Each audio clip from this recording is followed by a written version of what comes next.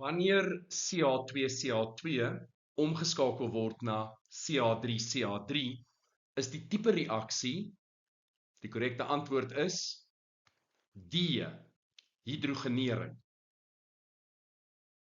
Ons begin met Ca2 en dit is natuurlik 'n onversadigde alkeen met 2 koolstowwe, met ander woorde eteen.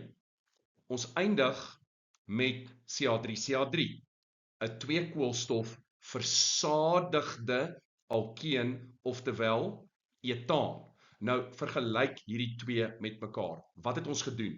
Ons het begin met eteen en ons het waterstof bygevoeg. So wat is hierdie reaksie? Dit is hidrogenering. Sommige handboeke praat van hidrogenasie.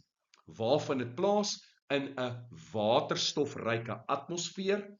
Die eteen moet opgelos wees in 'n nie-polêre oplosmiddel en as katalisator dink Pick n Pay, palladium, nikkel en platinum. Daardie 3 is die moontlike katalisators.